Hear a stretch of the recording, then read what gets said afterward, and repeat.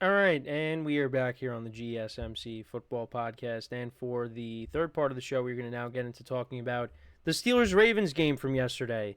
And this was a different game from the previous two games that we talked about. The Steelers end up winning without scoring a touchdown.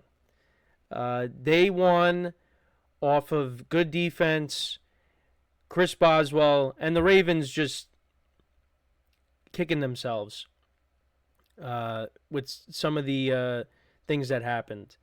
So let's kind of go through it. So the Steelers and the Ravens, this was a battle for first place. Steelers coming in at 7-2, Ravens coming in at 7-3, and the Steelers ended up picking up the win.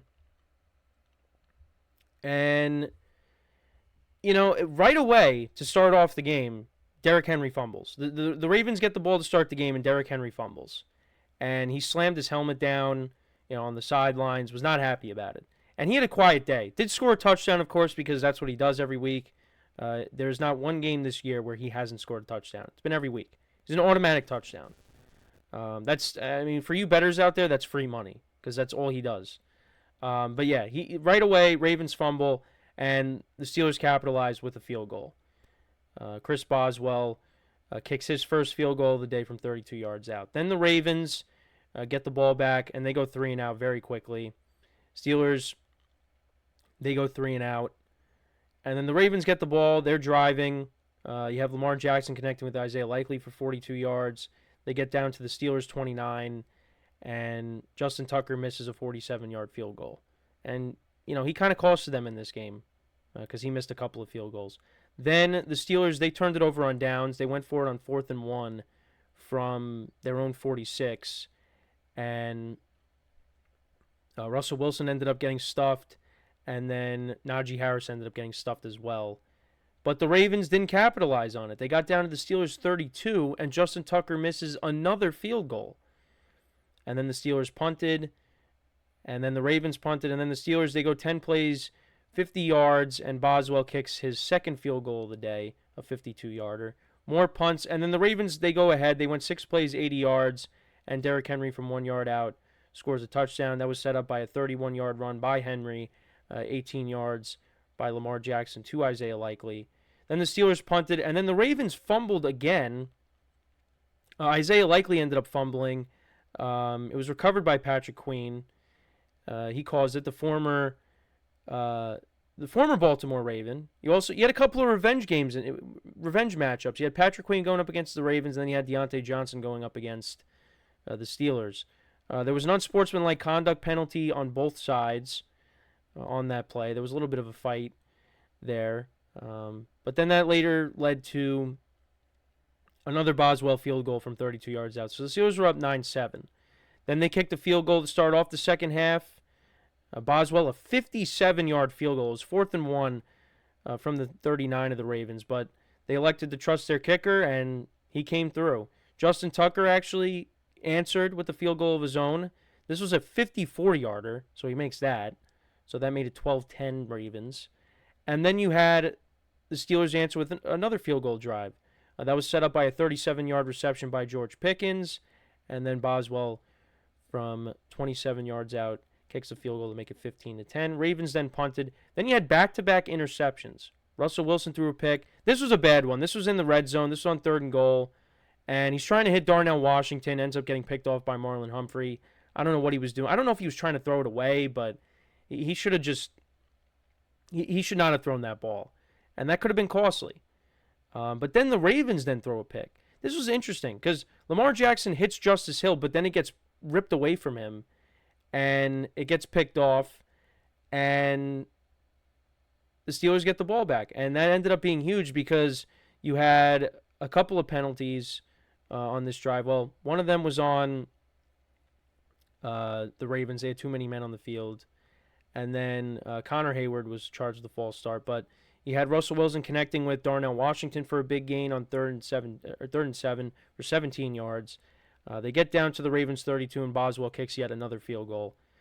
This was a 50-yarder, so that put them up by 8. But then the Ravens go down the field.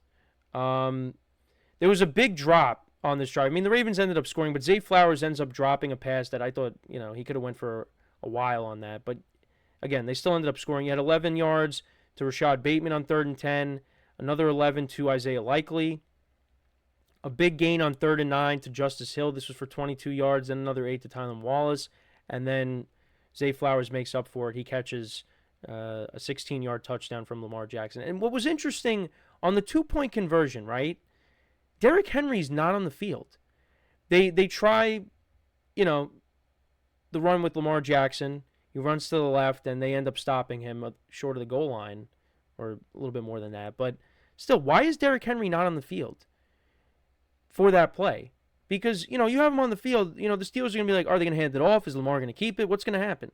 You put Justice Hill out there, you kind of have an idea of what they're going to do. And that's what makes, the Ravens so dangerous is, when you have both of those guys near the goal line, it's either Henry's going to take it up the middle or Lamar Jackson could take the ball and run it and score. So I don't know why he wasn't in on that 2-point conversion. That I was a little confused by. But the Ravens had all 3 timeouts. Justin Fields they actually put in the game.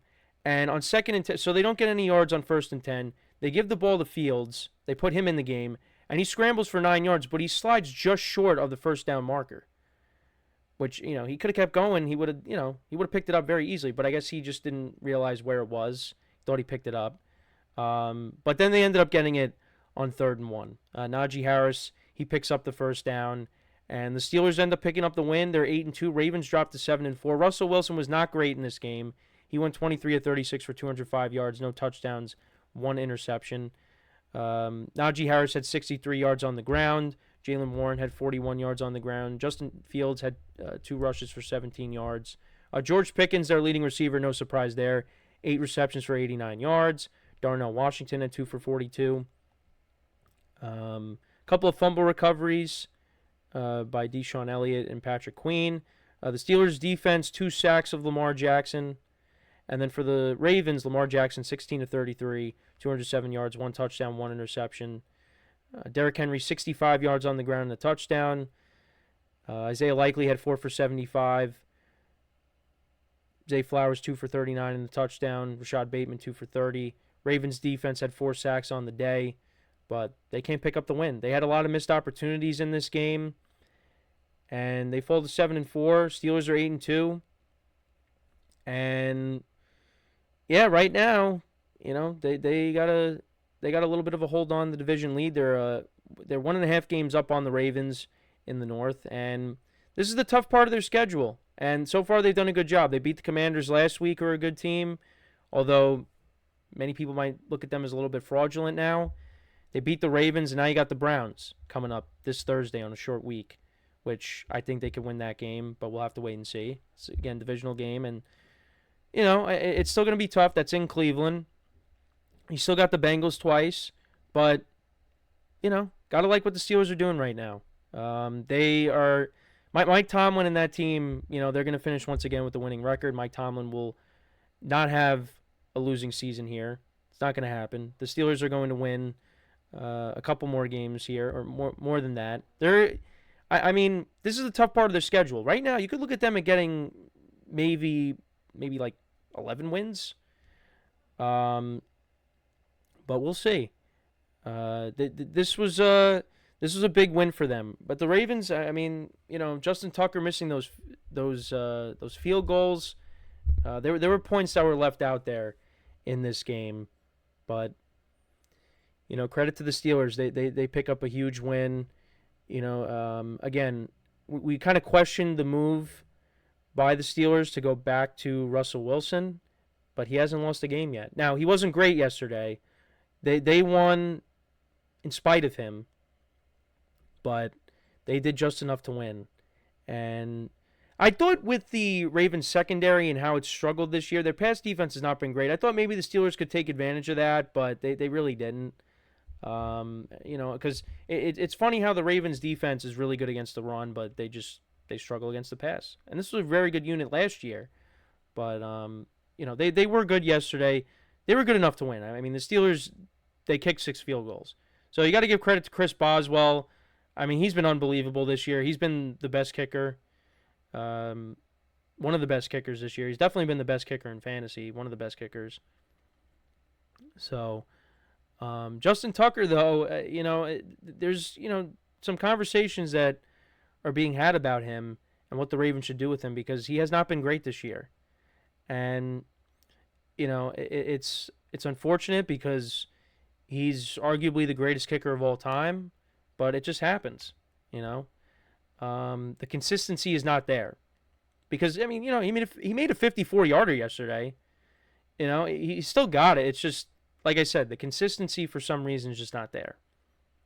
And if the Ravens are going to want to go far this year, he might have to make some big kicks. And if he ends up missing a kick in a crucial spot in the playoffs, I mean that's not going to be good.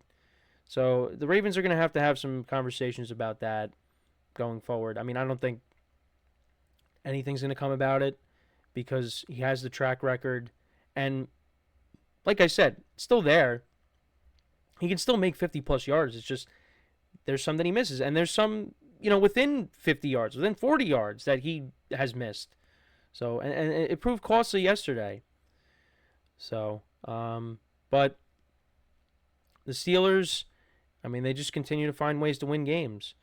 And, they haven't played the Browns and the Bengals yet. This was their first divisional game. And, for some reason, they know how to play against Lamar Jackson. They limited the damage there with him. They did a good job with Derrick Henry. Derrick Henry was on the sidelines a lot. He really was not a factor. Had that big run to set up the first touchdown, but other than that, he really didn't do anything. And I really, again, I question why he was not on the field for the 2-point conversion. I think he should have been there for that. But he was not. And the Ravens did have all 3 timeouts. They had an opportunity to get the ball back, but the Steelers never gave them the chance. They were able to pick up that first down.